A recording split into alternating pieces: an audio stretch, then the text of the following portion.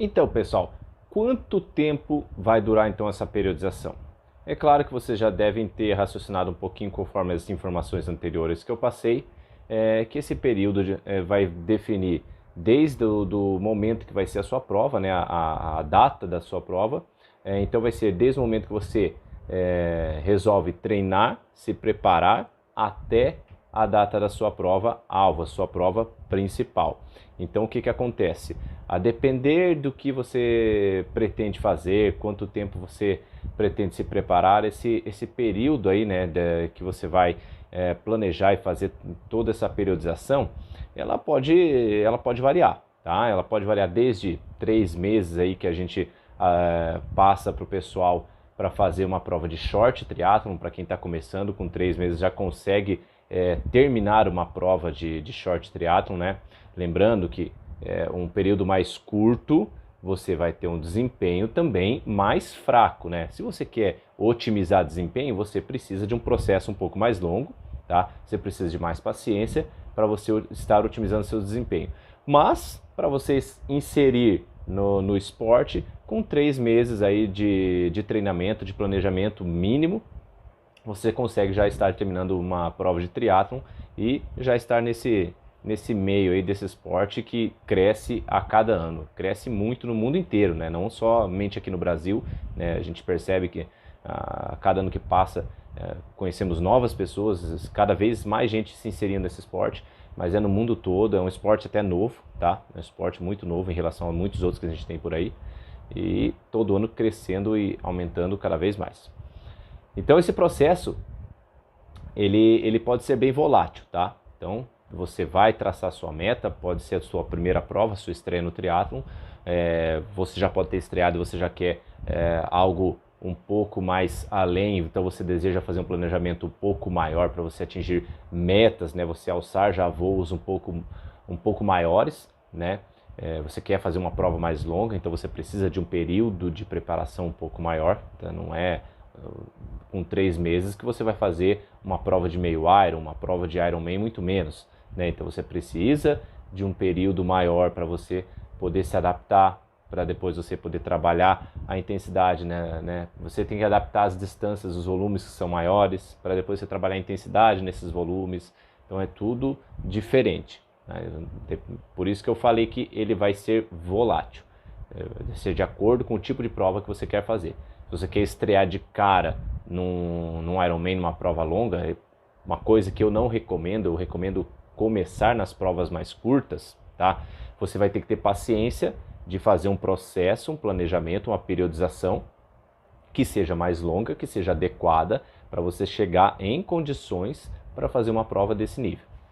Então, exemplos que a gente pode estar comparando é o quê? É a gente se preparar para uma prova, por exemplo, no final do ano, a gente fazer uma periodização anual, tá certo? E às vezes nós temos aí, por exemplo, periodizações que podem ter 2 anos, 3 anos, até 4 anos. Atletas olímpicos, né, podem ter uma periodização de 4 anos, fazer um ciclo olímpico para chegar no alto nível lá nas Olimpíadas. É claro que esse atleta vai estar competindo nesse período, né? Às vezes o atleta está participando de circuito mundial, Copa do Mundo, mas o ciclo dele é voltado para quê? Ele fazer essas provas no meio do caminho, mas o principal dele às vezes é chegar na Olimpíada e ser medalhista ou ter a melhor colocação possível, né? Então você vê como pode ser volátil aí essa extensão dessa periodização. Pode variar aí de 3 meses até 4 anos, ou até mais se você quiser, lógico. Acho que ninguém tem tanta paciência para passar uma periodização aí com mais de 4 anos, né? Um ciclo olímpico que é de um atleta profissional. E aqui só para exemplificar para vocês, vou estar mostrando aí o gráficozinho para vocês, de como pode oscilar então a periodização, né? Esse gráfico aí é uma periodização que eu montei para ilustrar no decorrer de um ano, tá? No decorrer de um ano, onde vocês vão ver e perceber que tem 2 picos, né? Dois momentos em que o gráfico sobe, são 3 linhas ali, e no primeiro momento ele vai subir, ele vai ter uma queda e depois mais uma ascensão ali para um segundo pico um pouco mais alto.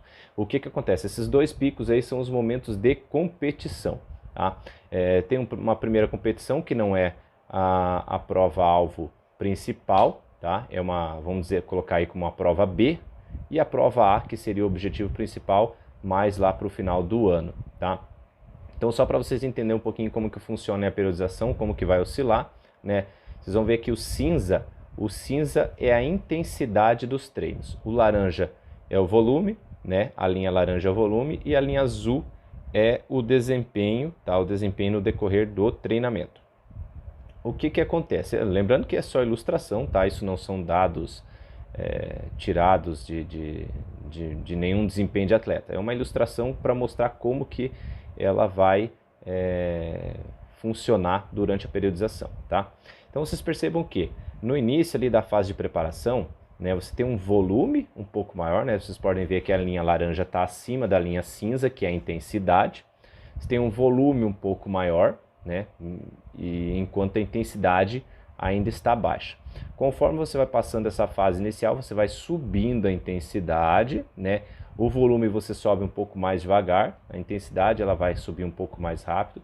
Consequentemente, o desempenho também vai acabar subindo. O desempenho é uma curva que ela vai, consequentemente, acompanhar as outras duas, né? Porque é o resultado do que você faz de volume e intensidade. Percebo que chega um momento em que eu tenho mais intensidade, eu já estou chegando numa fase pré-competitiva e menos volume, né? Então eu tenho mais intensidade e menos volume, até eu chegar na fase de competição, que eu vou estar com a intensidade bem mais alta do que o volume, né? Percebam que elas acabam se contrapondo. Enquanto eu estou com a intensidade bem alta, né, o meu volume ele vai estar um pouco mais baixo. Se eu tiver com o volume mais alto, eu vou estar com a intensidade mais reduzida, tá ok? Então eles trabalham sempre nesse contraponto. Aí vocês percebem que logo depois aí do primeiro pico, nós temos uma queda. Essa queda é um período de recuperação, né? Eu quero atingir a minha prova-alvo, que é lá no final, né? É a prova A. Então eu não posso simplesmente fazer essa curva minha ser uma ascensão o tempo todo. Eu cheguei em condições de competir, não posso não ter atingido o meu melhor nível na primeira competição, porém eu vou ter o quê? Eu vou ter um período de recuperação, vou trabalhar, eu vou começar a baixar a intensidade, baixar os volumes, para depois eu começar a subir de novo essas valências. Vocês vão perceber que também o desempenho tem uma queda junto, né? E depois eu começo a subir de novo, volume, intensidade, até eu chegar na outra competição, na competição final aí, que é a nossa prova principal. Pode ser aí um 70.3, pode ser um olímpico, pode ser até um short, né? Se às vezes a pessoa botou que ela quer chegar muito bem naquela prova, ela pode ter uma preparação um ano inteiro para fazer uma prova de short triathlon sem problema nenhum, né? Faz uma outra prova no meio do caminho ali como teste, né? Como preparação, e chega no final lá do seu período muito bem condicionado para você atingir os melhores resultados possíveis. E passando a sua prova-alvo, de novo você entra num processo de recuperação para depois você retomar seu treinamento de novo. Então, assim, uma coisa que a gente sempre tem que salientar para os atletas, vocês perceberam as curvas, né? Ela sobe, desce, sobe. Ela tem uma oscilação. Eu não posso estar o tempo subir e ficar o tempo todo lá em cima, né? Vou trabalhar naquele platô, na intensidade máxima, no meu desempenho máximo, e vai chegar uma hora que o meu corpo vai acusar, ou vou sentir lesão, ou vou entrar no processo de overtraining, algum problema eu vou acabar gerando aí no meu desempenho, tá?